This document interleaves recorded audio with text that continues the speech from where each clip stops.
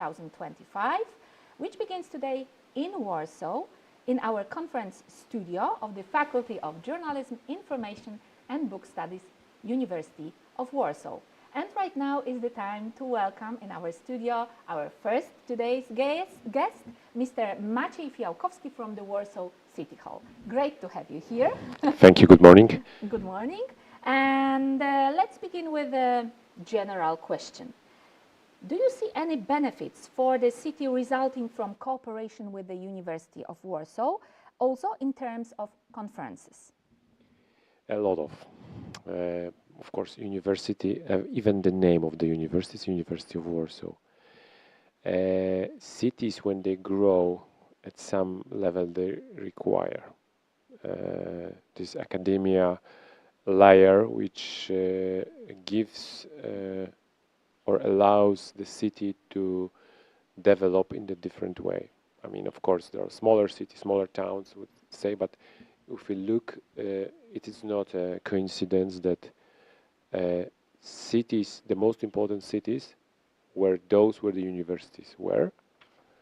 And it's not a coincidence that universities in general were placed in important cities, because this specific climate environment which we have in cities, business, talents, people who have different skills, they're the best place for the universities in general. I'm not talking about University of Warsaw, but general universities. This is the best place for them to locate and to develop. And of course, we cooperate in many aspects. We have an agreement, but most of all, we have a lot of common projects. They're very different, starting from analytic works through some analysis, common projects with experiencing the city. This is also important, I have to say, because we are, as a city, probably the best lab you can have. Mm-hmm. Of course, partly universities are focused on theoretical aspects, but if we look at cities, they have almost everything, or there are no other entities. They have so many aspects of life like we have in cities. So having such a strong and reliable partners as University of Warsaw is crucial for us. We also cooperate you asked about conference industry. It's also very important for us because the scientific conferences bring talented and influential people to the place, as our city, as Warsaw is, which also is an example of the need of strong cooperation and strong influence, both city on university and vice versa, because for you it's good to have a place where someone who is coming says, wow, it's a nice place, a good place, it's an interesting place. For us, people need to have an incentive to come, and the conferences or business meetings in general are such an incentive. So people who are coming for events like today's events, they are also experiencing the city. They can also help to build linkages, to bring some commitments between entities in different countries. It is also on strategical level very important issue. Mm-hmm. Is the conference topic on media management also important for the local government? It is, albeit I would say that we are a little bit in a different position than, for example, national authorities. By far, media and information is one of the crucial, maybe at least one of the very few crucial elements of freedom, democracy, however we look at this issue, because the spread of information or the free spread of information it's something basic for democracies. It's something basic for people to have a free choice of doing with their lives what they would like to. And I said because we are in a little bit specific position because we are very specific as a local governments because we do manage boring things like water, buses, transportation, savage, education, but they're very essential to the living of millions of people. And we have different tools of communicating with our citizen. I'm talking about just, for example, those specific services we provide. But in case of governments in general, it's absolutely crucial. We can see it and observe it in, especially in our part of Europe, where the reliability of information is maybe crucial for the existence of the country, because what we can see is the information war. We can observe it for many years. It's still growing, and unfortunately, what might have been what is in fact benefiting us, the spread of information through internet, through social media, also have a other side of the coin. So it's not a problem to create a false information, to create a fake news, to create movies generated by artificial intelligence. A lot of people are not able to distinguish, are they real, or do they present the real facts or not?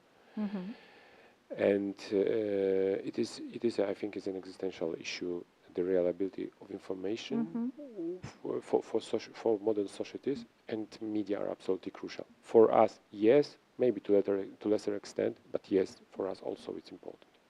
We are in the area of internet, and I have a question connected with that topic. Does the Warsaw City Hall have a strategy for the rapid development of AI, its use and counteracting of threats it generates? Yeah, we have a strong team of people who, even last week I had a meeting with a group, with leader of our group of AI, and the next week also I have. So we are thinking about it as I'm supervising not only economical development but also ICT. What about the let's say opportunities the AI gives? There are no doubts. There are a lot of things that can be helpful. We already use, but I think that a lot of us is ahead of good things. But we should also be aware of the threats, as you said, because there are people who compare invention of AI to the to invention of printing machine. But it's the first time we had a lot of revolutions, information revolutions. I mentioned it at the beginning of the conference: radio, then the television. We don't think, but it was important. For example, during the war, creating the common perspective of the societies. So at the beginning, radio, then television, then internet, then social media. But AI is different because it's the first time when the information is not generated by people, by human beings. And the question is, we are of course all fascinated in technology and those achievements. But the question is, what the impact on human would be? We can already see then also negative impacts of social media, for example, for a younger generation. We don't know what would be with artificial intelligence. We can only foresight it or try to forecast it. But we as a city of Warsaw, with our one of our great partners, universities in Warsaw, the University for Psychological Education, we have prepared, and also other partners, we have prepared standards of ethic uses of AI in public administration. Honestly, when I read it for the first time, there are very simple and one would even say naive rules. Like, for example, you are responsible for information for the final output. There are four such a main rules, and they don't sound like like inventing the wheel. But what is interesting, we presented it last year on the Web Summit in Lisbon. It's a technological conference, so the people mostly, let's say, technician people. I mean, I'm talking about IT specialists, and it was really very warmly welcomed. But what is also interesting, one of our experts had a workshop with people, really, I mean, highly skilled and highly positioned people from technological big techs from the US, and the comment on that of the expert was, they didn't even start to think about it.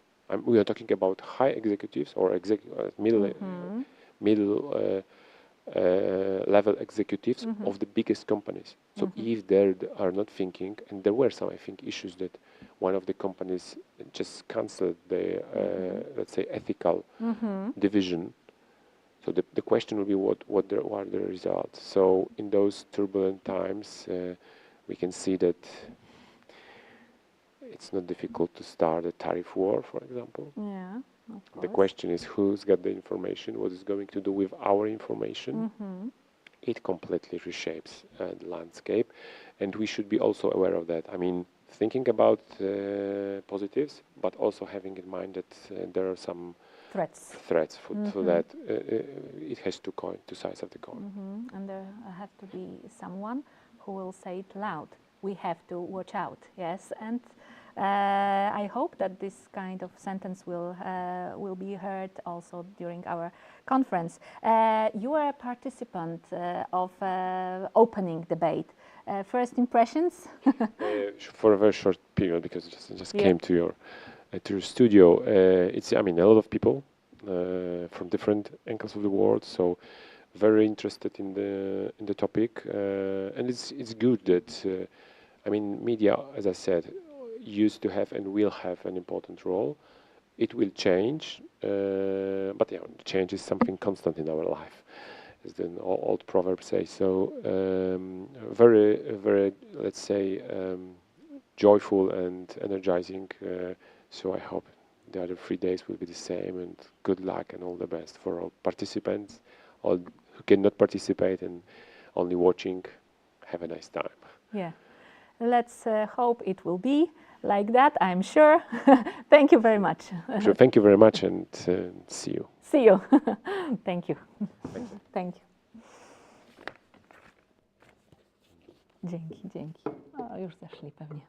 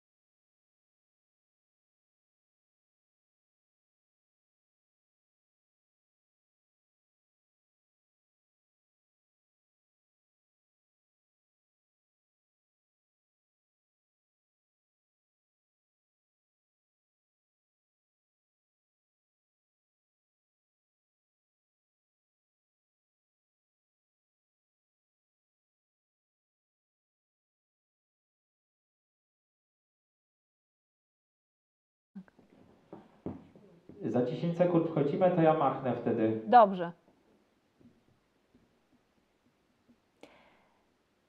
I have privilege to welcome our second guest, Paulina Maślak-Stępnikowska, representing WKB lawyers and participant of the opening panel of the conference devoted to the impact of AI on media management. Great to have you with us. Hello. Thank you for having me. Hello. Thank you. First question, three first questions.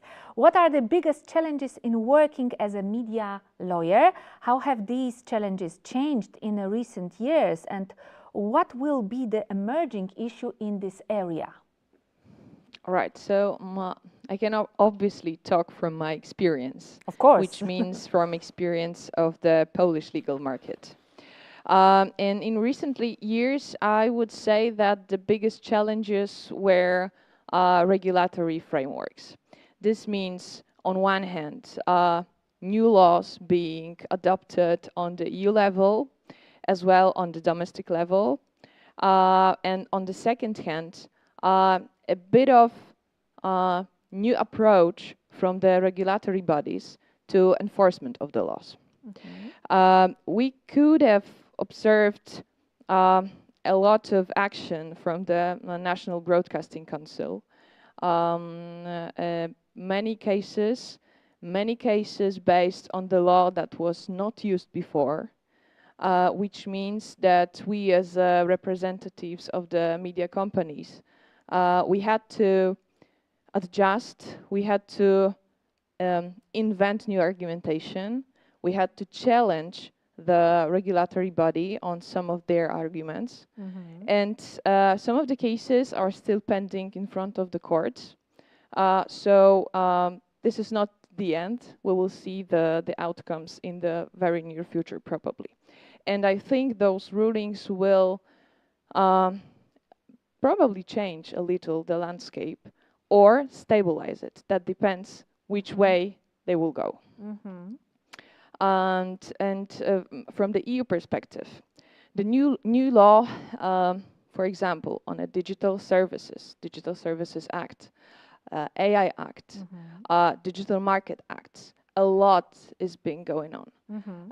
A lot is going on, and we have to adjust in Poland. We have to prepare our clients for the changes, and of course, AI as a tool, as a opportunity, plays a very significant role in all of that landscape. This means that AI poses challenges for us as lawyers, from one hand, to protect the intellectual property of the data and the data that is being an input mm-hmm. to the algorithms, and on the other hand, to shape the landscape of liability for the outcomes of the use of data by the algorithm. So constant change, that mm-hmm. will be basically two words that that would be the perfect answer to your question. Mm-hmm.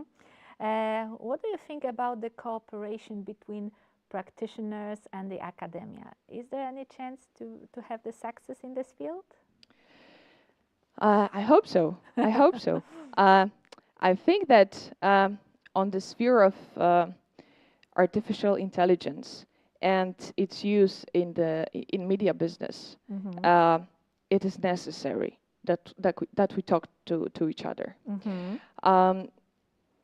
The reason for that is we as practitioners mm-hmm. can critically approach some theses mm-hmm. that are being presented by the academia, mm-hmm. and on the other hand, we can be argued by them, mm-hmm. and it will definitely help our practice to flourish, to develop new ideas. So I think this is a very good thing that we are right now sitting, the practitioners and academia together, mm-hmm. discussing those vital issues like artificial intelligence in media landscape. Because this is actually probably one of the first times that we can do that. So I'm very thankful to the organizers of that conference that we have this opportunity. Mm-hmm. You participated in a debate on AI in the media and its management. What are the threats and opportunities resulting from use of AI in the media sector? Have specific cases from this area appeared in your professional practice? I think that the question of threats is the common one.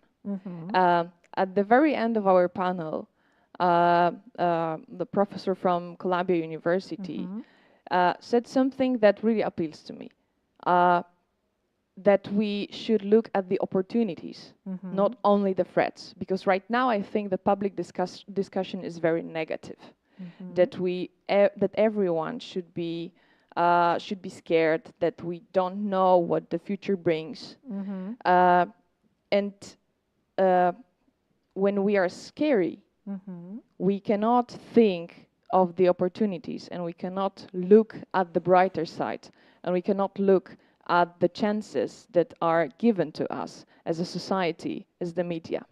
So I think the biggest threat is that we will not be in line with the change. I mean, we will not keep up with the change because we will be scared of that change. This is very general, I know. Of course. But as to the opportunities, I think that the biggest opportunity, also from my profession, is that with the AI we can consume more content. It also can have a negative side, but professionally speaking, I can ask AI algorithms to analyze many papers that I will not be able to read in many hours and have the outcome in a minute. This means I can better prepare for my client's analysis. I can take into account many more cases that I will be without using AI, because it's just about the time, right? Yeah. And speaking of cases, it is not from my own experience, but I've just returned from San Diego, and we had some discussions with other lawyers from different jurisdictions, and they brought one case to my attention that really that I find really interesting. It may not have that influence in Poland and on Polish market, on Polish legal market, but it's a case of Mr. Pelkey. He was a victim of a shooting in the U.S. And in U.S., by ruling, you have like two steps. The first one is the jury deciding whether the defendant is guilty or not, and the second step is the court deciding about the sentencing, right? So how many years imprisonment should be applicable for that case.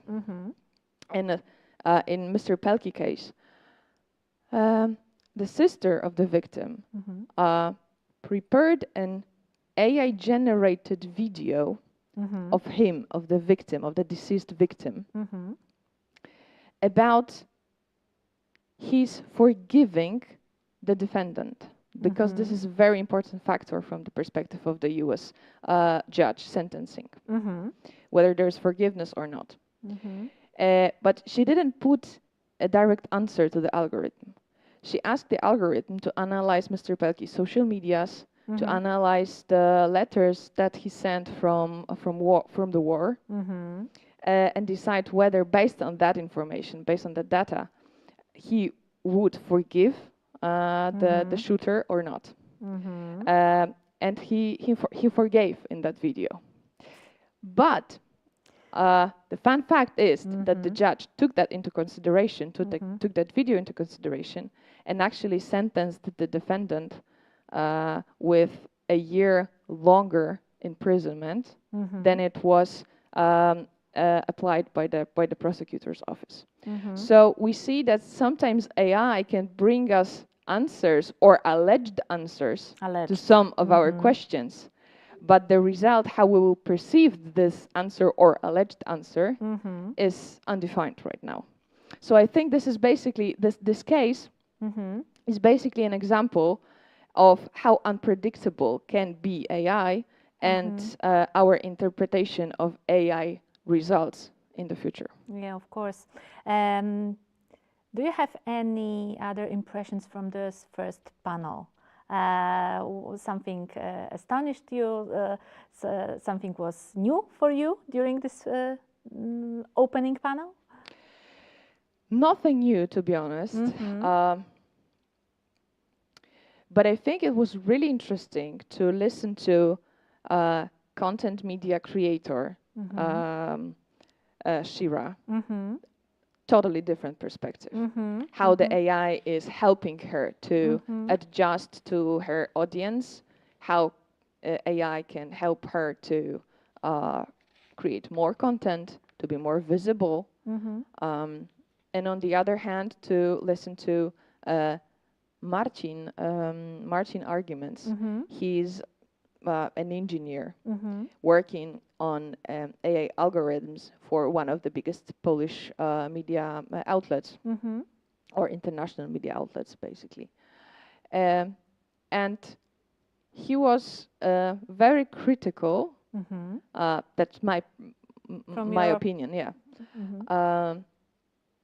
Because he knew how tough it is for the media company to build the value on algorithms and be competitive. Okay, thank you very much for this interesting point of view. Paulina Maślak-Stępnikowska was our guest. Thank you very much one more time. Thank you very much. My pleasure. Thank you.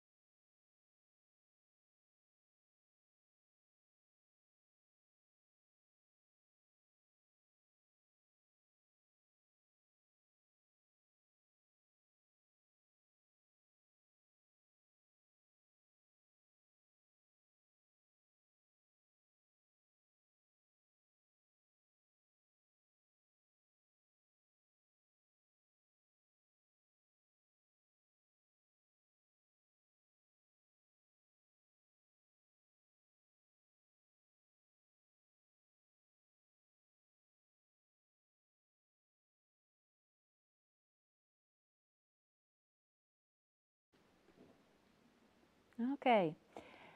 I have privilege to welcome our third guest, Shira Lazar, Emmy-nominated digital culture expert, keynote speaker, and mental health advocate with over 1 million followers across the platforms. Great to have you with us. Yes, thanks for having me. This is great. Hello. First question. From your perspective, what is media management nowadays? Okay, well, I come from the content creation side of things, so I'm not in the traditional space as a lot of these people with media management. But I would say to manage how media is organized, consumed, and disseminated, as well as I think how you're building your teams and workflows around that and responding to the disruptive forces of tech around it versus being reactive to it as well. And the second question, you have participated in the debate on AI in the media. Are you supporter or opponent to this technology? I'm a tech optimist, but I believe that criticism and skepticism is important and holding ourselves and platforms and tools accountable. And so I believe you need to be aware of the downsides and the pitfalls and the cons, but if you're not open to what's possible, then you're going to be missing out. And so for me, especially as a woman in the space, I'm all about showing what's possible and the mainstream use cases and what it's going to do while bringing up these other questions. But the focus is on how it's going to impact our life and where my place is in it. Because if we don't talk about that, we're just talking about the doom and gloom, then we're not creating action in our life. And that creates anxiety and depression and inaction. We need to continue moving things forward and momentum, right? If we're going to be part of the future instead of being just a passerby or standing off to the sides, right? So I think it's really important to look at it with a pragmatic and open and curious approach and growth mindset if you're going to be part of this future. How do you use AI in your work? Oh, I use AI all the time. One, I use it as a thought partner. And so when I have ideas or brainstorms, I'll talk to my AI on my phone, and then I'll help it organize it, whether it be as a pitch, as a summary, recap, or even maybe as an article, blog post, social captions. So I'm still the first point. It's still human-made, the prompt and the idea and the general overarching idea and concept. But then it helps me organize it in a way that makes it more efficient for me, because as a digital content creator, I need to be posting content in so many places at so many times. And if I can't afford an assistant to do that all the time, I need to do it myself with the support of AI. I also use it to add video B-roll or images to my video, to make my long videos into short videos. I use it to work with my teams because I'm also a boss, and also for my pitches with advertisers. Because as a content creator these days, I do a bit of everything, and you need help with that. And AI definitely supports that process in order to move things forward so I can continue building my business independently. We are at the scientific conference. Do you think practitioners need scientists? Is it the cooperation is between scientists and practitioners is possible? Yeah, I think interdisciplinary collaboration is key right now. We can learn a lot from each other, so we can't stop that. I always say in terms of my work, am I an expert? Yeah, but I'm also a constant student. And that allows me to be part of the future and be an early adopter. When you're always open to what's possible and learning from everyone else around you, then it's a beautiful life. And then you're constantly creating something new and exciting. So I just think it's about creating more bridges from one discipline to the other versus having us all hunkered down in our own little worlds. Like, then we're not really learning. You know, Steve Jobs, I always reference the story how he learned calligraphy, right? You would say, why calligraphy? He's a technologist, he's building computers. It informed the branding for Apple.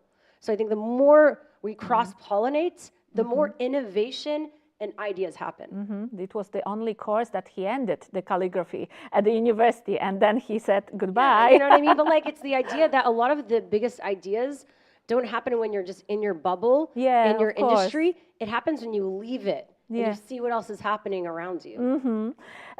You describe yourself as a well-being advocate. Yeah. What advice do you have for staying healthy and balanced in a digitalized world? Yes, this is very important. I think it's going to become even more important as we become more tech obsessed, and tech is integrated into our lives and it's moving faster than ever before.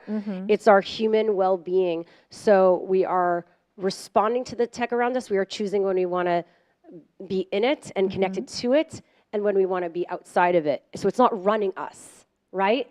And so part of that is looking at our mental health and our well-being in a holistic way, right? It means being aware of what we're consuming, not just food and hydration and water, but also what we're consuming in terms of the information we're consuming and how connected we are, right? And understanding for us what each of us needs, because we're all individual. What works for me might not work for you. So I think that part of that is some sort of mindfulness around our digital consumption and how it impacts each of us. So for me, because I work so much in it, I know that I need to step back, at night, not be on my phone maybe. And it's also shown the impacts of social media on mental health already. Already we're seeing with AI addiction happen and a reliance, an over-reliance on it. So we could become very addicted to it. It's a dopamine hit, right? Yeah. And so we do need to have that understanding of that and how our brains work. Just like our physical health.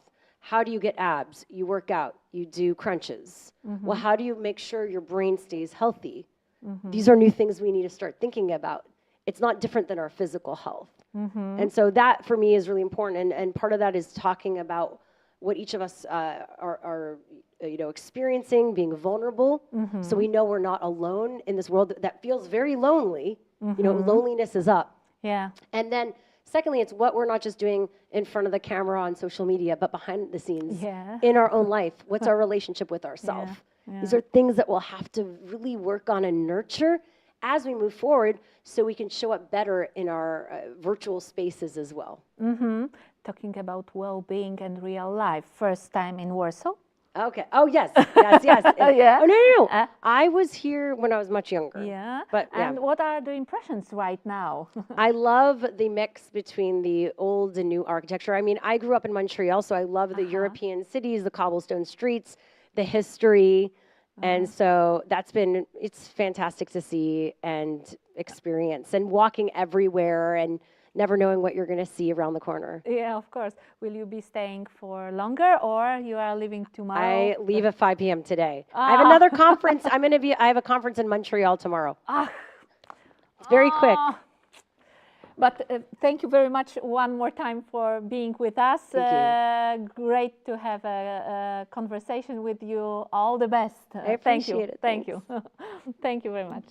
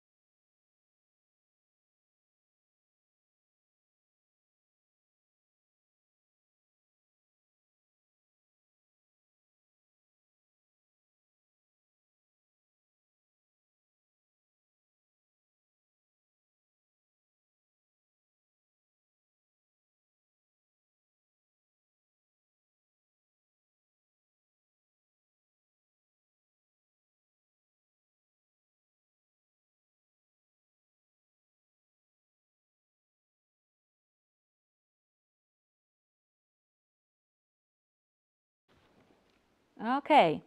And here we have the next guest, Doug Scott, co-founder of Marketing and Media Studio. Its clients include, among others, Space Entertainment Enterprise, CAA, Google, and the Duchess of York. Doug was nominated for the Emmy Award for Escape Fire, the fight to rescue American healthcare, which premiered at the Sundance Film Festival and aired on CNN. Doug, great to have you with us. It's a pleasure to be here. Thank you. First question, from your perspective, what is media management nowadays? Well, media management nowadays is really a combination of things. It is both sourcing content, identifying the materials in which you're going to use for a story or you're going to provide to the audience. It's the delivery of that content. And even it's the ongoing engagement with the content. So how can an individual not only sit back and view the content, but then how can they lean in and learn more about the subjects and the information that is important to them? Mm-hmm. You have participated in a debate on the role of AI in the media. Are you a supporter or opponent of this technology? Do you use AI in your work? I use AI every day. I am a firm supporter of AI, as it's called. I've reframed that a little bit to DI, data intelligence, because I believe that there's nothing artificial about intelligence. And it really is a very valuable tool that we all are starting to learn how to utilize. I think similar to other technology, it is going to become transparent and it is going to be woven into everything that we do to the point that the systems, the technology will learn over time on what is of interest to us and start to enable us to get greater access to the things that are really important. The DA, not AA. Great idea. How can scientists initiate cooperation with people from the market? Does it make sense? Do practitioners need scientists? Look, I think we all need scientists. I think we all need technologists. I think that the science of information, right, and understanding the construct of information, similar to the periodic table of elements, right, which is what physical objects are based on, there is the periodic table of information. And how we bring that information together to provide solutions or education or entertainment to the consumer is really the next wave of content creation. How do you deal with fragmented media audiences, because you are at this market and this market changed? How do you deal with these fragmented media audiences? Well, look, we went from broadcast, right, reaching many, to narrowcast, reaching a targeted audience, to singlecast, where I'm able to deliver to the individual exactly what it is that they want. I don't know that it is broadcast or singlecast. I think it is and. There are moments where I want information that is specific to my needs, and then there are moments where I want to participate with a wider audience and be part of that experience. So in the case of a concert or a movie, right, or a theater show, I'm sharing that moment with many, right, and that is, if you will, that broadcast or that wider audience. So fragmentation is a plus, especially when we understand who the individual is specifically, can deliver to them the information that they're seeking, and even more so, the monetization as an advertiser, as a brand who now is delivering that to the individual. That understanding of the data related to that individual allows for a one-to-one relationship. Let's leave media and internet for a moment. First time in Warsaw? It is my first time in Warsaw, yes. And what are the impressions? Honestly. Look, I love the city. Why? Well, the history, the people, the food, the culture. I did a little bit of a walking tour yesterday, as I do whenever I'm in a city, even my home city of New York. really just to get a sense of the architecture and the energy. I have to say, it was very warm and welcoming. You know, the people were amazing that I spoke to. The food has been incredible. I don't have enough time here to really take in more of Poland. I do plan on coming back. You know, I really feel that it is a leading European city in everything that's happening here. So I wish a pleasant stay. Thank you very much for the conversation. Thank you so much. Thank you. Thank you. Thank you. Okay.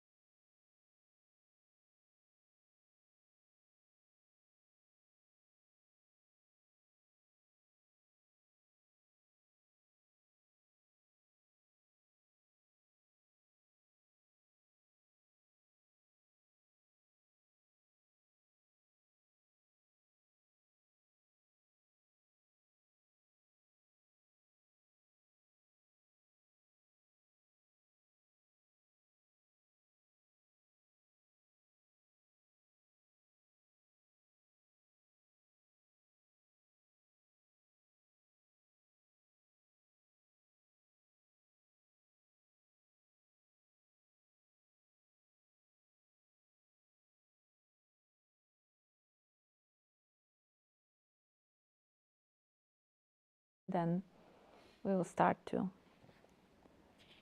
And we have started. Okay. We have our next guest. It's my privilege to welcome Professor Eli Noam, Director of the Columbia Institute for Teleinformation, a research center focusing on management and policy issues in the telecommunications, internet, and electronic mass media. Professor served as a Public Services Commissioner of New York State.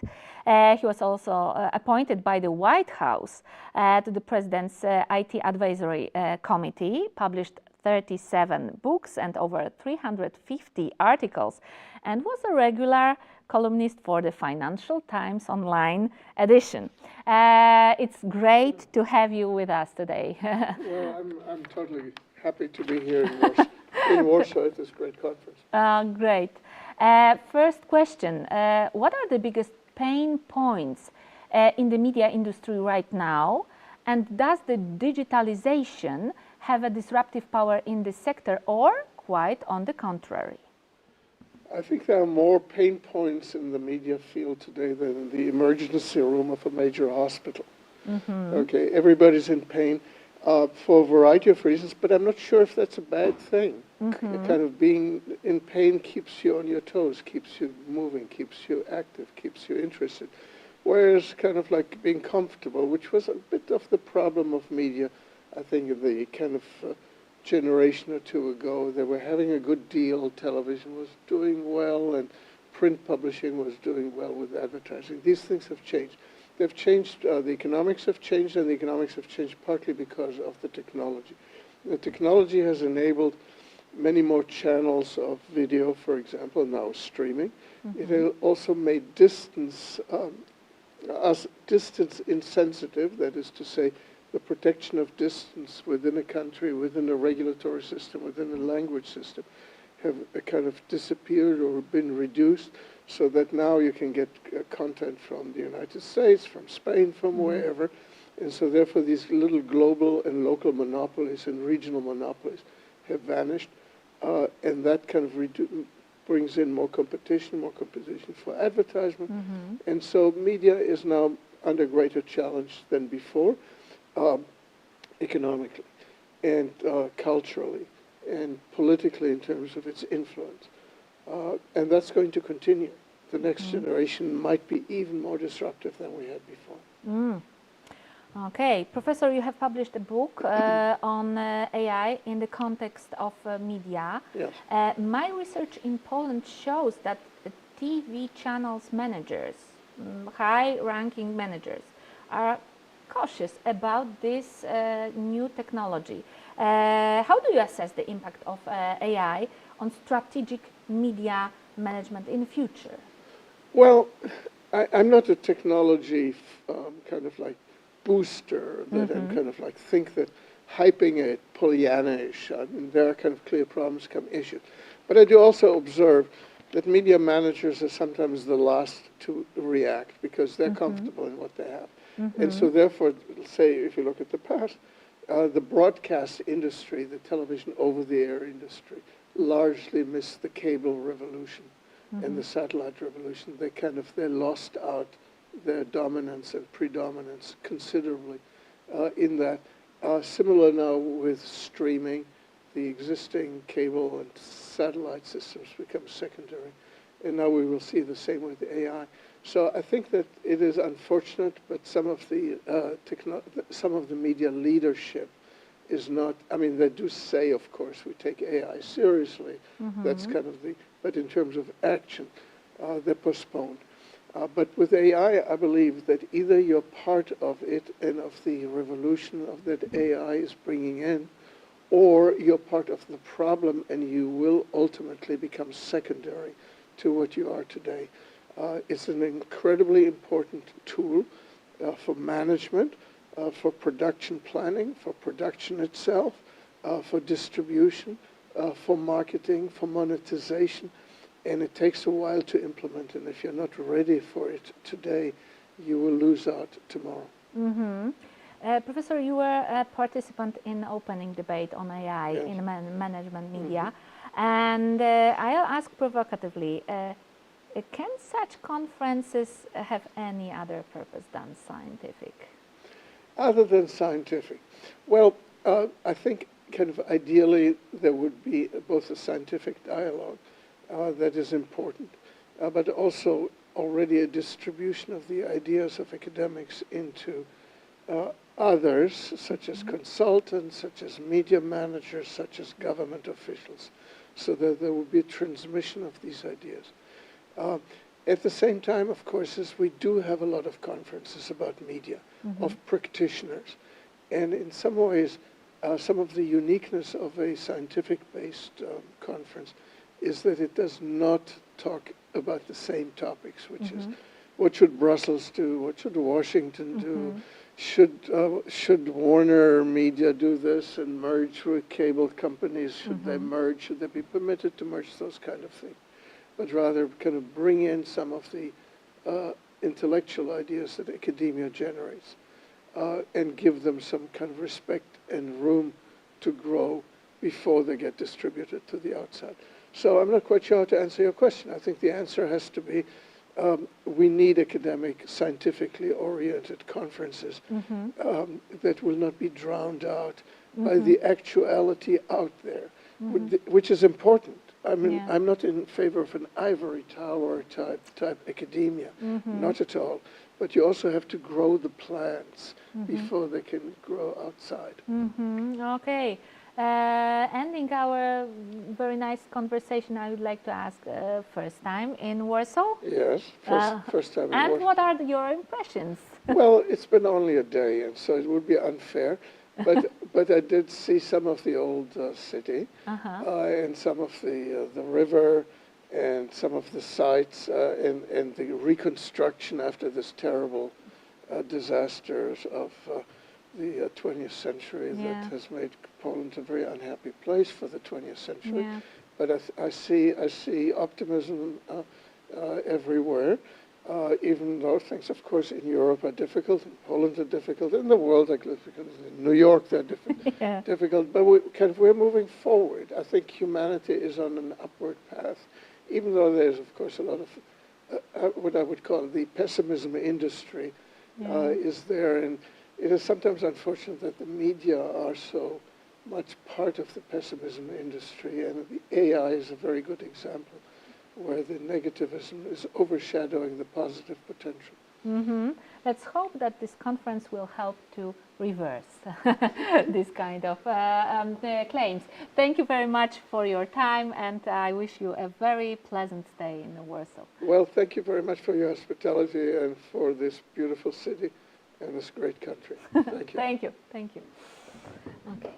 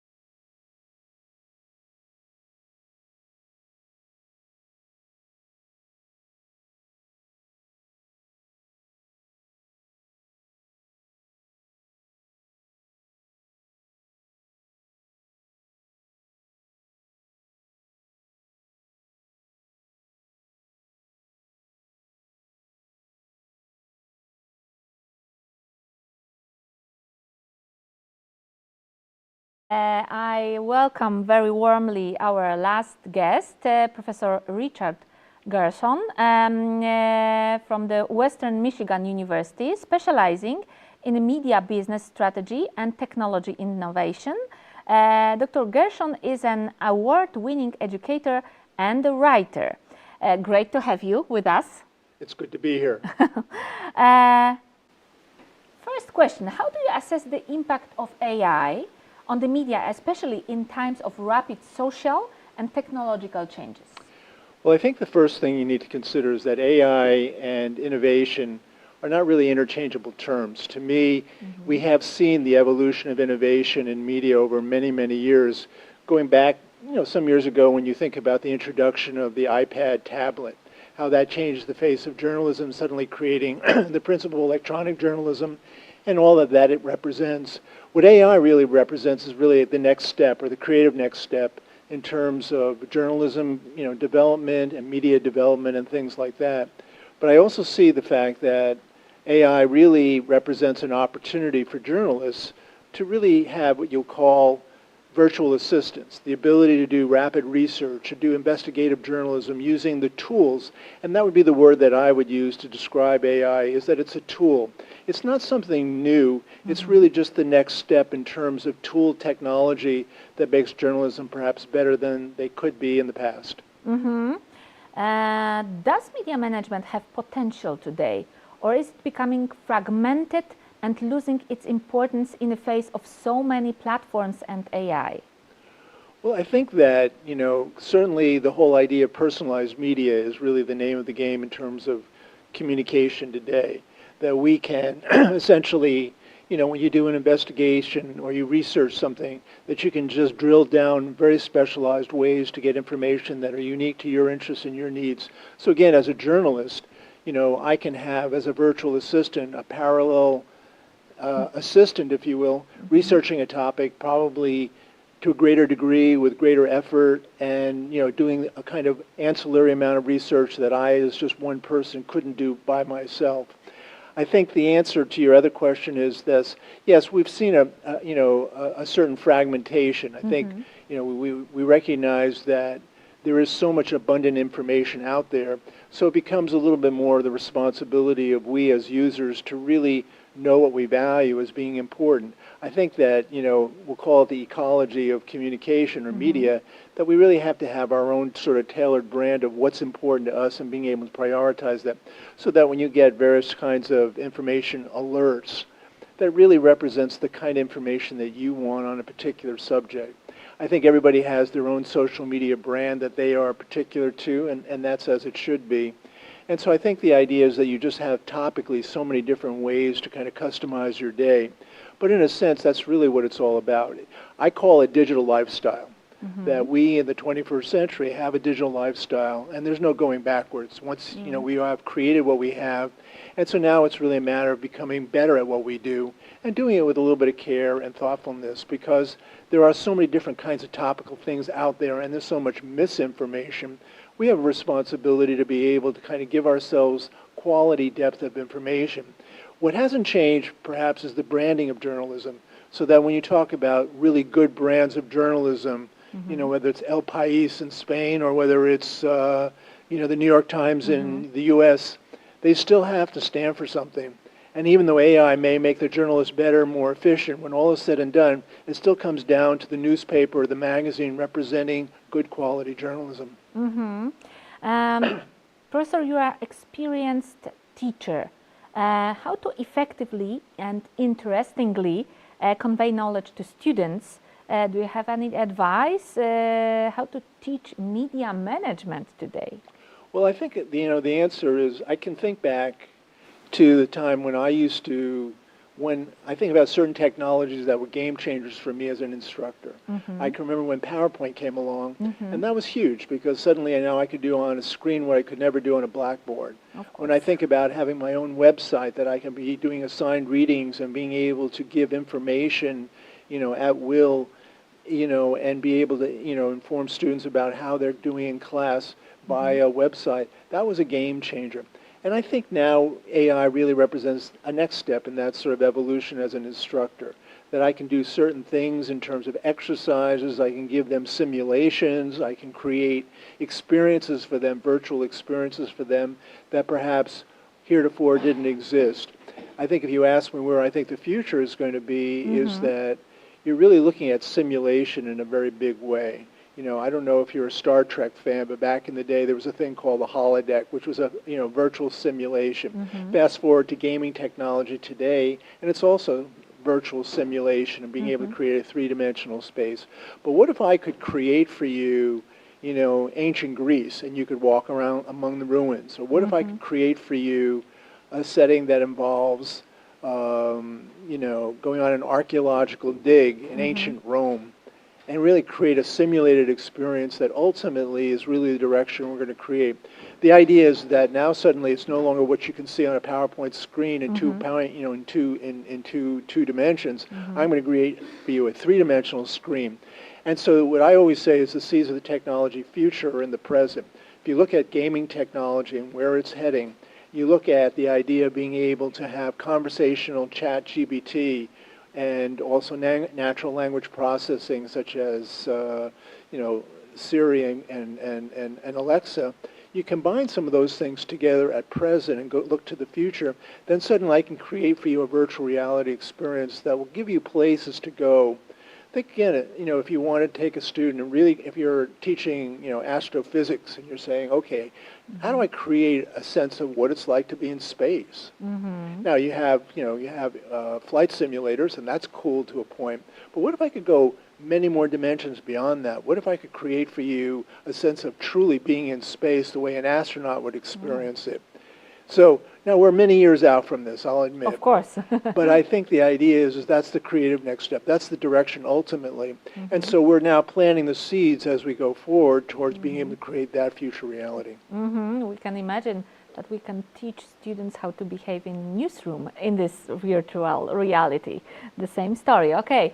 And last question. First time in Poland? Second time in Poland. Second time in Poland. And what are your impressions from Warsaw? Well, my wife and I came here deliberately because we wanted to spend a little bit of time with Poland. We got off to a kind of a rough start because it was raining and pretty cold last week. Okay. So we kind of had experienced that, you know, in that particular way. But then we made our way down south to Krakow. And Krakow was great. It was historic, it's beautiful, it's old school, you know, Poland in the best sense of the term. Reminded me a lot of Gdansk when I was there the first time. But this part of Warsaw is great. It's lovely, very vibrant. The university is in a great setting. So, you know, my wife and I were walking along yesterday and just really was enjoying just the energy of the place, that it's really just a beautiful city. And really, you know, there's a lot of vibrancy to Poland that's really, really exciting. And you can never you can never appreciate a country quite as well until you're really there and really just walking the streets and having coffee and eating way too much food. I think I had a donut that overwhelmed me. I think one of those huge donuts. Yes, we have this kind of donuts. You know, but it's part of the experience, you know, and I had a kielbasa hot dog that is like the likes of two hot dogs in one. I think I had to split it with my wife. Long way of saying, though, Poland's been fun, and certainly the best part of the people. And I just appreciate, you know, the opportunity to be among friends and colleagues at the World Media Economics Conference, but also just being able to sort of get to know some of the Polish people here that we've come in these past couple of days. So I wish you a very pleasant stay. Thank you very much. It was our last guest for today. See you tomorrow. Thank you. And thank you. Thank you.